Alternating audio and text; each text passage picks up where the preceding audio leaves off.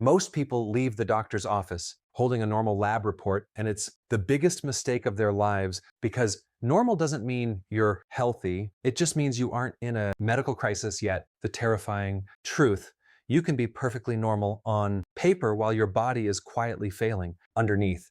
These standard labs aren't looking for health. They're looking for damage that has already happened. By the time your doctor sees a problem, the real damage was done 5 years ago. I've spent over 20 years on the front lines of medicine, and I've learned something terrifying. The most dangerous patients aren't the ones with bad labs. They are the ones who walk in with heart disease or liver failure while holding a decade of perfect results. You cannot find what you aren't looking for. And right now, the standard blood panel is looking at the wrong map entirely. Today, we're going inside the blind spots. I'm revealing 5 specific markers your doctor isn't ordering, tests backed by gold standard research that are being ignored by the standard playbook. But here's the real danger. Even if your doctor does order them, the normal range they use is averaged from a sick population. In this video, I'm showing you why you need to be optimal. Let's start with fasting insulin. This is the cornerstone of everything we're discussing because it's the one test that reveals a silent metabolic crisis years before the system ever notices. When you get your annual blood work, your doctor checks your fasting glucose. If it comes back below 100, say a 90, you're given a clean bill of health. But that is just a snapshot of a moving car. It can't tell you if you're about to crash. By the time your blood sugar finally rises, your pancreas has already been working overtime for a decade just to keep you afloat. It is exactly like a leaking boat. The water level looks controlled to the naked eye, but underneath the floorboards, the engine is screaming. Here is the gap. Your doctor sees that glucose of 90 and says, you're fine, but they didn't check the pump. If your glucose is 90, but your fasting insulin is 25, you aren't healthy. You are a metabolic ticking time bomb. To stay safe, you don't want to be normal. You need to be optimal, which means keeping that insulin under 5. Your doctor's looking at the water level. I'm telling you to look at the pump. Fasting insulin measures the engine, not the water level. A massive study of over 14,000 adults proved that high insulin is a silent driver of heart attacks. Even when your blood sugar looks perfect while you're celebrating that normal report, your body is under siege.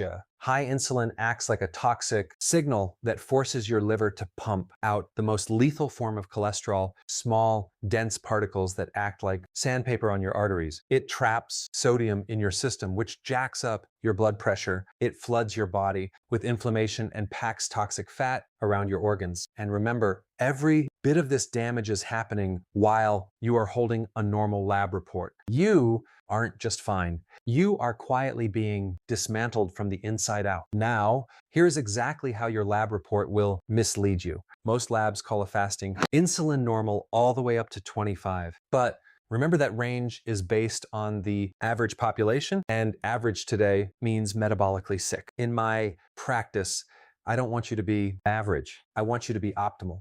That means targeting a level below 7 or 8. At that range, blood pressure drops, body composition improves, and heart risk vanishes. Once that number climbs above 10, insulin resistance is already aggressively attacking your body, even if every other number looks pristine. But fasting insulin is only the first piece of the puzzle. If you haven't had this checked, but you also need to see how it connects to the next marker, which is the hidden driver of arterial damage. The second test is high sensitivity CRP. Most people have no idea there are actually 2 different CRP tests, and getting the wrong one could cost you your life. The standard CRP test is a blunt instrument. It's built to find the fire major crises like pneumonia or appendicitis. It's great at finding an emergency, but it is completely blind to the quiet inflammation that actually destroys your health. The inflammation that causes heart attacks, damages your brain, and drives cancer doesn't announce itself with a fever. It's low, persistent, and silent. While the standard test is looking for a forest fire, HSCP is looking for the smoldering embers inside your arterial walls. It's the difference between checking for a break-in after the door is kicked down or catching the intruder while he's still picking the lock.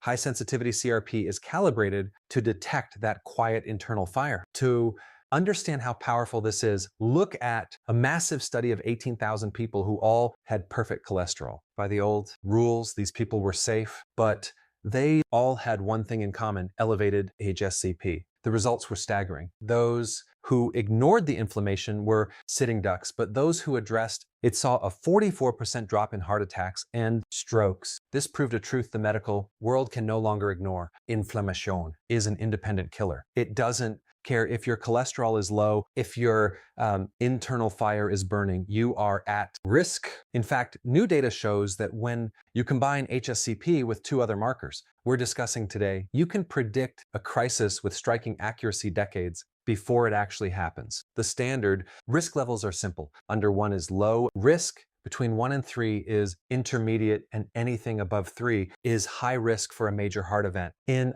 my practice, below 1 is the only true longevity target, but I'm never satisfied just knowing the number. I want to find the source. Usually it's the usual suspects: visceral fat, poor sleep, or processed foods. But there's one hidden trigger almost everyone misses: gum disease. If your gums are inflamed, your heart is at risk. It's a systemic fire that most people ignore until it's too late. Every one of these is a target we can fix. So if your doctor says it's fine because they use the standard test, don't accept it. That is the wrong tool. The words high, sensitivity are what save lives. Make sure those two words are on your next lab order. Now we come to ApoB, short for apolipoprotein B. I'm going to explain this differently than you've ever heard it because the standard explanation misses the most critical piece of the puzzle. For decades, doctors have used LDL as the gold standard for heart risk. But there's a massive problem. LDL measures the weight of your cholesterol, but it doesn't count the number of particles actually hitting your arterial walls.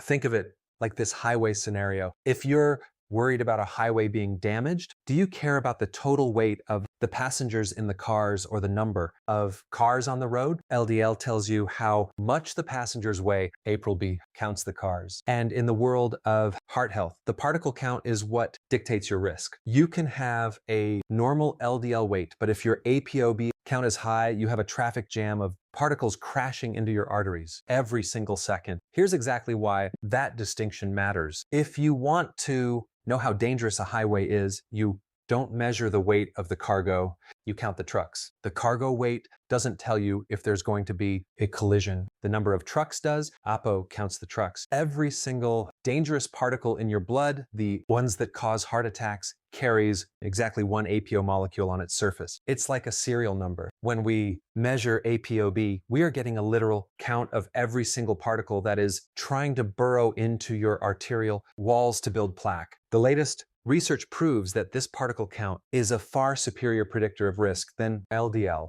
This is especially true if you're over 60 or have metabolic issues. In those cases, you can have a perfectly normal LDL weight while your APO is telling a completely different and far more dangerous story. This happens because of a dangerous math trick your body plays. When you have insulin resistance, your liver starts producing smaller, denser particles. These trucks carry a much lighter load of poor cholesterol. This is the trap.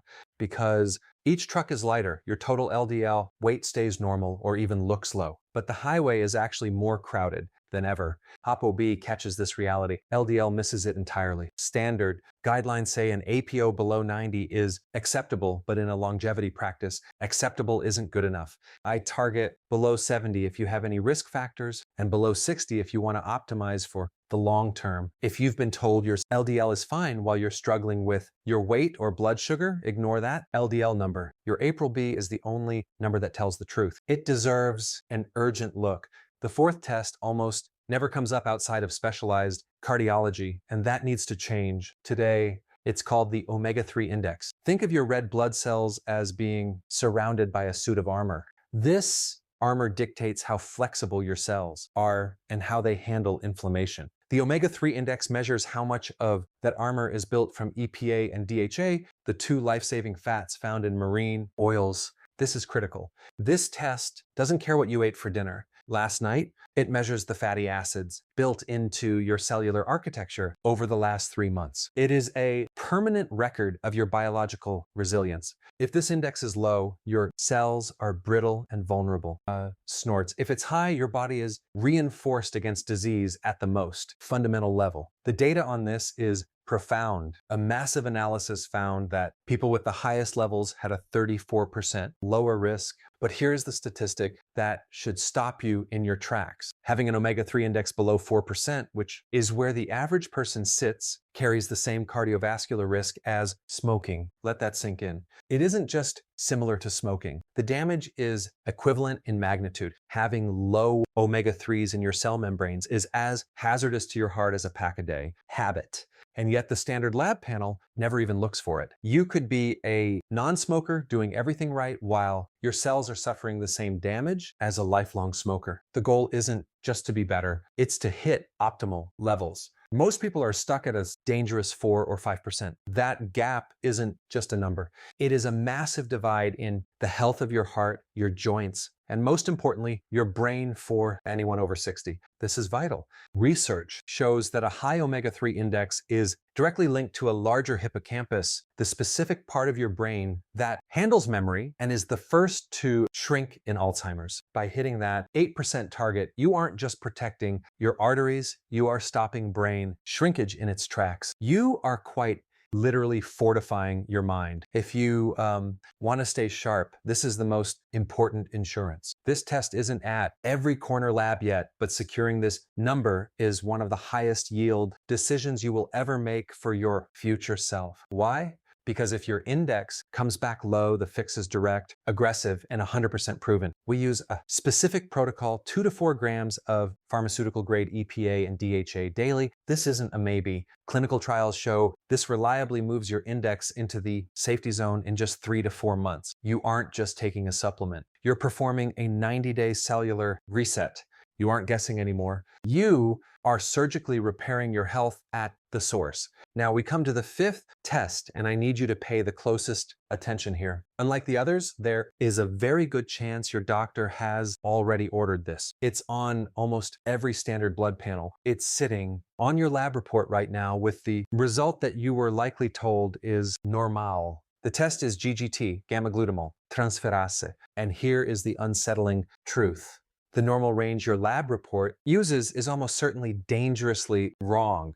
GGGT is traditionally seen as just a liver marker, but it's actually a window into your oxidative stress and your body's ability to detoxify. Pay attention here, because the standard range is so broad, you can be in the early stages of metabolic collapse while your report still glows green. We're about to look at the numbers the system missed. GGGT is a liver enzyme. Historically, doctors only looked at it to check for heavy alcohol use or advanced liver disease. But that narrow view is a dangerous mistake. Over the last 15 years, the research has changed. We now know that GGGT is actually a highly sensitive early warning sensor for your entire body. It isn't just about the liver. It is a window into your oxidative stress. Think of it as your body's internal rust sensor. It detects systemic metabolic breakdown long before your other numbers move. It is your first responder, the marker that tells us your body is struggling to handle the stress of your diet and environment years before a crisis hits. The evidence is undeniable. A massive study followed over 3,000 adults for more than a decade, and the results were chilling. People with GGGT in the upper normal range had a significantly higher risk of heart disease, diabetes, and early death. Crucially, this was true even for people who never touched a drop of alcohol. This study proved that GGGT is a signal of total toxic load. It measures the internal stress that is eating away at your system completely, independent of how your liver actually looks. You can have a perfectly healthy liver and still have a GGGT score that says your body is in metabolic survival mode. The data is clear. Research found that GGGT levels between 25 and 40, which most labs label as normal, are actually early warning signs of metabolic disease. For genuine health, The science identifies an optimal level below 16 for women and below 20 for men. Now look at your lab report. Most labs say anything up to 45 for women is just fine and 65 for men is normal. That gap is enormous. It exists because those ranges were built from the population, average and average, in an era where fatty liver disease is skyrocketing. If you compare yourself to the average American, you are comparing yourself to someone in metabolic crisis. In today's world, being normal is a dangerous place to be. You don't want to be common. You want to be optimal. When I see GGGT climbing, even deep inside that normal range, I treat it as an urgent early warning. It is a signal of hidden insulin resistance and internal stress. We have to look at the foundations: alcohol, ultra-processed foods, sleep, quality, and visceral fat. Your liver is your metabolic hub, and GGGT is the first sensor to tell us that hub is under strain long before your other liver tests even budge. If your doctor told you your GGGT was fine, I want you to go back and look at the actual number. If it is above 20 for a woman or above 25 for a man, that isn't just normal. That is a data point that demands a serious conversation about what is driving your internal stress. Let's bring this all together. I don't want you to leave this video with just a list. I want you to leave with a plan. Fasting insulin, HSCP, ApoB, omega-3, index, GGGT. None of these tests are exotic. They don't require a specialist. They can all be ordered by your primary care doctor with a standard lab form. But here is the reality. You will likely have to ask for them specifically. The default panel was designed for a different era of medicine. It was built to diagnose a disease after it arrived. I am showing you how to find it before it takes root. The medicine emerging right now, the care that will define the next 20 years is built on these signals. We are no longer waiting for the chest pain. We aren't waiting for your A1C to hit that 6.5 cliff where you're officially a quote-unquote patient. Instead, we are catching the metabolic fingerprint of disease while it is still 100% reversible. This is the point where the intervention is simple and your outcome is dramatically better. You aren't just saving money on future bills. You are buying back years of health and independence that the standard system would have let slip away. You are the one who has to ask for these tests. Some doctors will be receptive immediately. Others will want research. Either way, walk into that office informed. Know your targets. Know why every marker matters. Your health data belongs to you. And the more of it you hold, the better equipped you are to protect what matters most. I'm Dr. Michael Kent, and remember, a clean standard panel doesn't mean the story is over. It often just means nobody was reading the right chapters. If you want to know the 3 exact foods that can lower your GGGT in 30 days, watch this video next. Use this data to consult your team. Stay sharp, stay informed, and most importantly, stay healthy. See you in the next one.